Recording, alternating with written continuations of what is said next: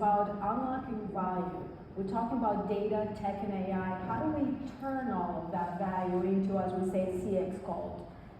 I'm going to give you a little bit about myself. So my name is Dora Bucias, and I've been in IT for about 3 decades now, but really I think of myself as a business leader, first and foremost. And you'll see that comes in through the content as well, and why this is important. But I've been exposed to medical technology, retail, financial services, insurance, and throughout my career, obviously, many different data and technology solutions and AI these days.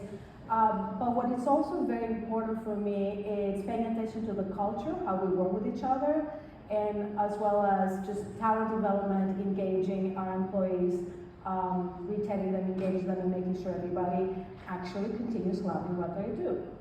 So let's get into it, however.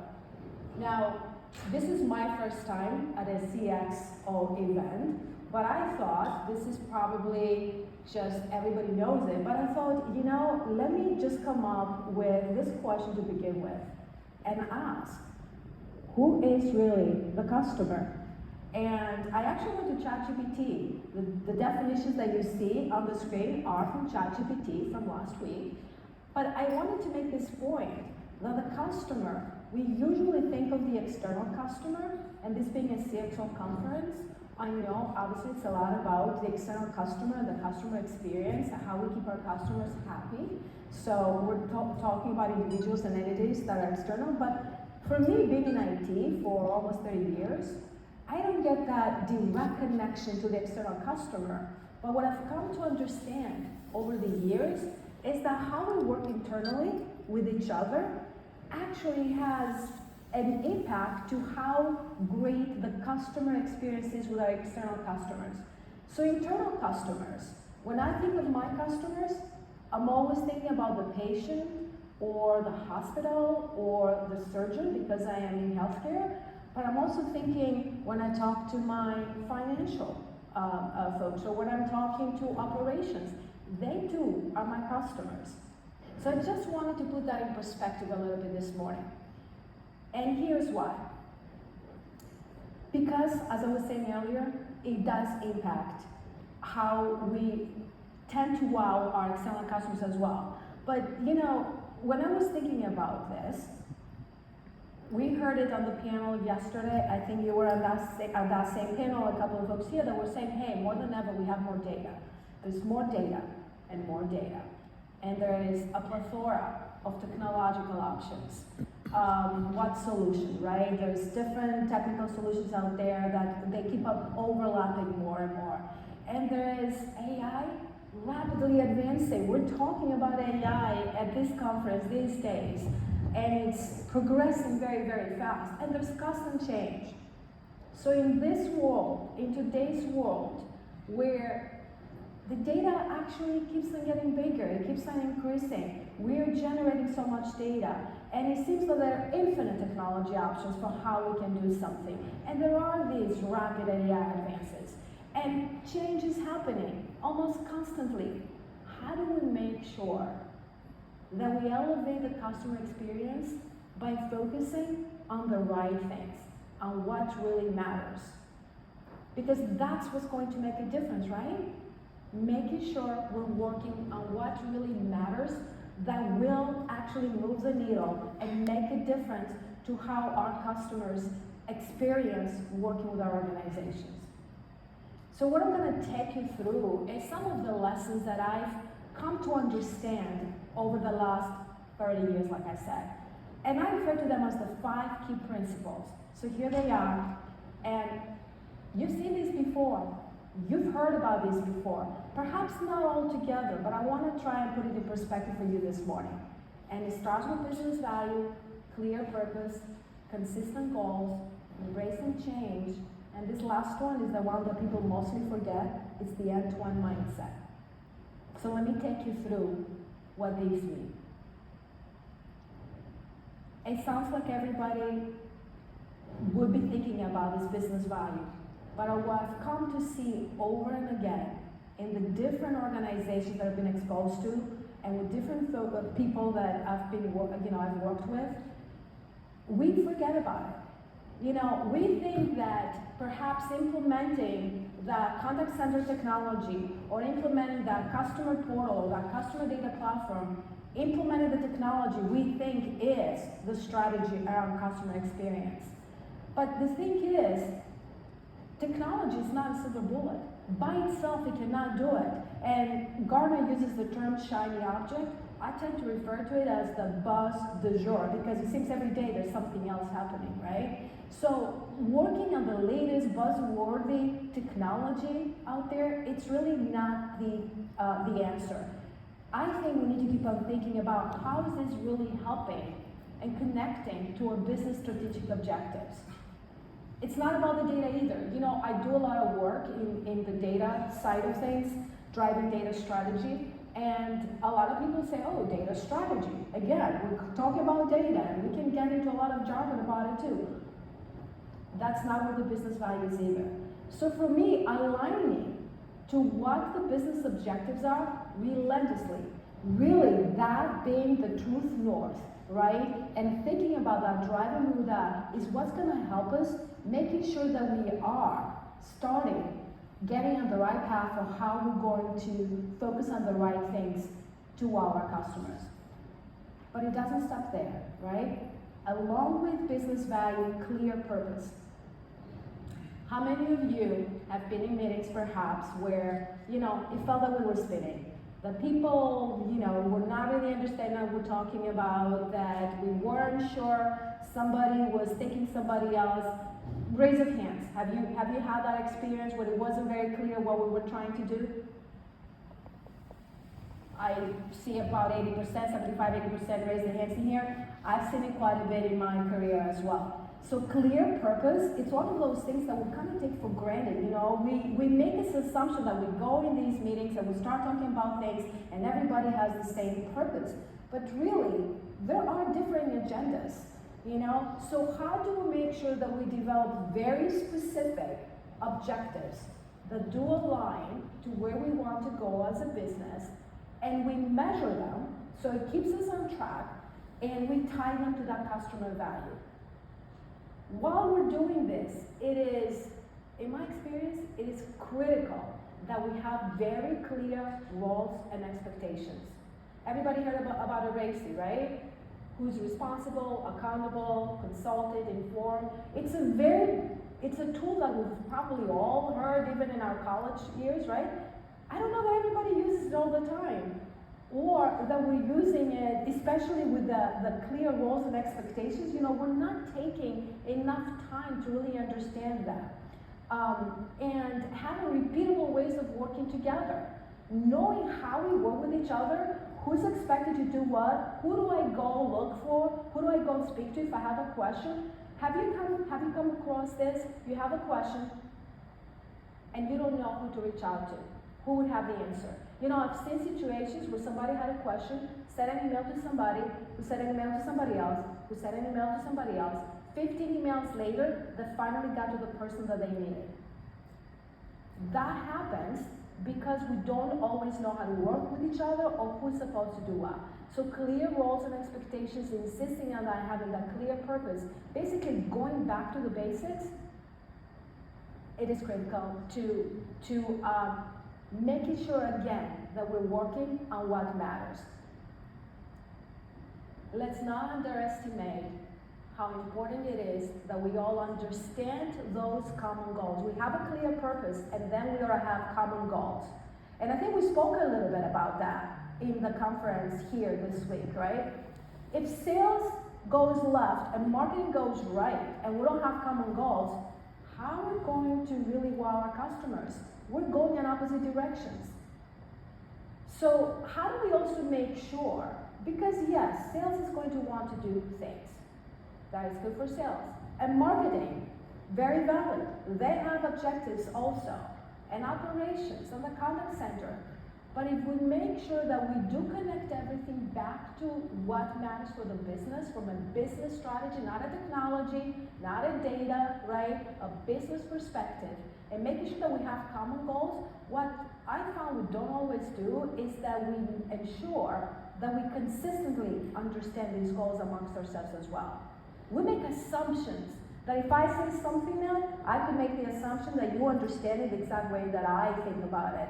But the truth of the matter is, once we started asking questions and really getting under the hood, so to speak, we understand that, hey, what you're saying, I was thinking about it the other way. Have you come across this, by the way? Does this resonate? I see people shaking heads. Great. So this, I think it's probably one of the most important things. To go forward, we really need to work as one team. I was part of this training once, and they had us do this exercise. The exercise was that it was a group of people like us, and they separated us into the blue team and the green team, right? And they gave us some rules, which, recalling right now, we had to, the idea was, or the way that they put it was, get to the biggest score, right? And the blue team had to make some decisions, the green team had to make some decisions, you were getting a score. Turns out that if the two teams were working together, because the instructions did not say the blue team win or the green team win. The instructions said, you're part of a company, you're blue team, you're green team. Here's the objective. Work towards, getting the biggest score for the team. They didn't specify the team. We actually lost because the blue team was trying to do what was good for the blue team, and the green team was trying to get to what the green team wanted to do. We all ended up losing because the team was all of us, one company, one purpose. We go further together as one team, but we tend to forget that. When we work against each other, it works against us. And when one wins, we all win, right? So we go further together. Has anybody, have you had this experience, right, with the train, trying to get on the train and you don't make it? Or I think Craig, you said something the other day where you missed the plane by 1 minute, right? Exactly. Change, I have found. It was right there, right? The plane left without you. The train, you may not make it. It's going to go, regardless if we get on it or not. The point is, change is going to continue happening. Does everybody feel that change is happening right now? Yes? Isn't change constant? Right? I think that the only constant is that change will happen no matter what. So we can't skip over it. With the work that I do, I tend to drive a lot of transformation, and I see a lot of pushback, and I'm so used to it right now, I'm expecting it, but I'm trying to help people understand, you can push all you want, but the train is gonna live. So you either get on the train, or you stay where you are. But a very dear friend of mine, thank you, George, because he said this, is standing still, it's going backwards. Because everything else moves forward. So status quo is really going backwards. Change will happen. We cannot skip over it. Hopefully, we get to understand that. This last principle is, I find, the one that most of us forget. But let me see if it resonates with you.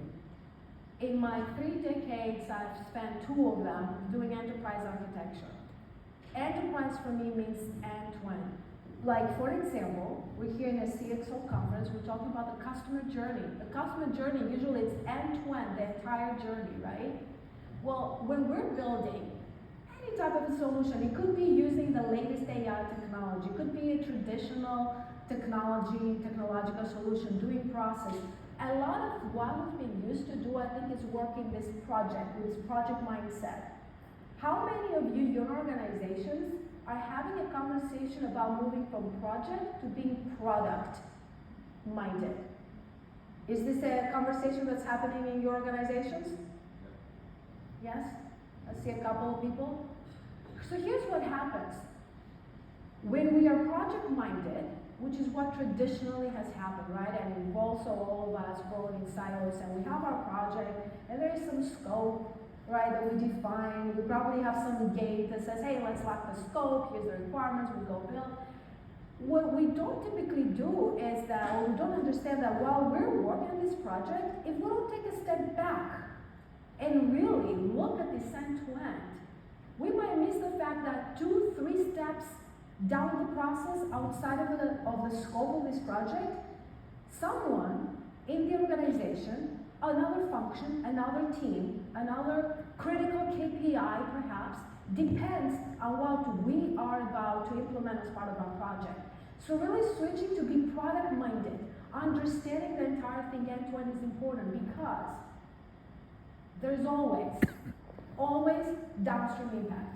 Because I've done for 20 years enterprise architecture, I always approach the different projects, because they are organized as projects, the different initiatives from an enterprise mindset. And enterprise, by the way, I work a lot with master data management as well, and I've come across people in organizations that said, yeah, we're doing enterprise, and by enterprise, they're thinking of the team that they're in, or maybe the business unit, or maybe a couple of business units within that division, or maybe that region. But guess what, especially with master data, like customer, right? We're talking about customer experience, we're talking about customer 360, that is master data. It's not just this team, everybody's using it. Operations might be doing something with customer, sales might be doing something with customer, marketing is touching customer, everybody's touching customer. So how do we think about the end-to-end? There's always downstream impact. Consider this, for example. We're working on something, we understand the requirements we have on hand, we're trying to design and go to implement something, and we forget to ask 2-3 steps down the process again that someone, might want to know the, diversity indicator about this customer. Whoever gave us the upstream requirements doesn't care about this because in their mind, what they're trying to do is something different.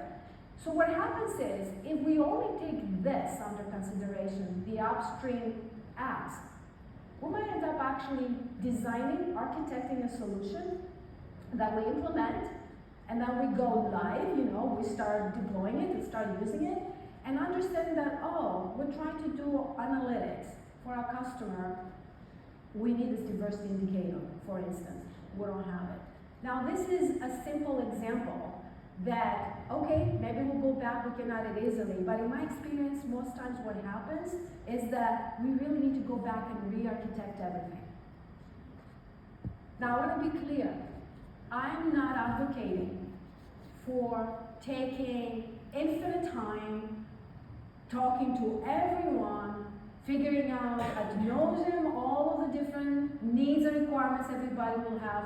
What I'm saying is take a moment to just ask, we're doing this, who else might benefit from this? Who else might depend about this? If I think end-to-end, if I look at my customer journey, and I'm doing something upstream here on the journey, is anything that we're doing here going to impact downstream?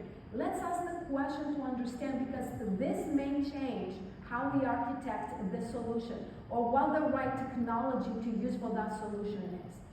And I'm going to give you one more example because I have found this resonates no matter who I speak to. I tend to think of it in very simple terms. For example, if it's, building a house. Anybody here build a house, by the way? Okay, so we have a couple of people. A lot of us actually purchase it. But think about it. This, I think, resonates with everyone. If we want to build a house, and we know we only want the ground floor, right? So we design it, we architect it, we have the foundation, we start building it. The foundation architecting it is not just the foundation, but it's also where the plumbing goes, where the electrical wires within the walls go. But we know also, or we may know that, hey, next year or the year after, I might want to put a second floor because I know my kids are going to come back from college, or my grandkids, I want just extra bedrooms. If we don't think about this and we just focus on, let me just build the ground floor because that's what I need right now. And then a year later we go put on the second floor. If we haven't thought about it, we might actually have to do a lot more work, and it's going to cost us a lot more time and money and resources to move, where the plumbing is. Because, I need to have a bathroom over here, now I have to move the pipes from this other wall. So basically all I'm saying is, let's just really consider, ask the question, because it will get more expensive when we don't do that. And one thing that I insist on, I like to insist on, is not just building and putting things, solutions out there, but making sure that they're resilient.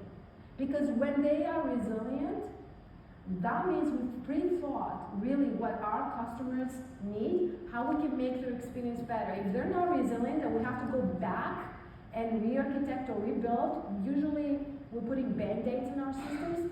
That means, we might have to take our website down. That means, I don't know, it's a new system that everybody's gonna need to be used to, which means it's gonna take longer to get the right answer to tell our customers when they call customer service, right? And that also means it's gonna cost us more as an organization. We're gonna be spending time on fixing things versus spending time on investing in new and innovative ideas. So the end-to-end mindset, I spend more time on this. It is critical. I think it is the one principle or best practice that we forget the most about. So here what has helped me, I want to help bring it together. We can go to some Q&A, but I want to help bring it together. You see the 5 principles here. The way to always remember what I found is helping is having a curious mindset. Ask questions. Let's not make assumptions.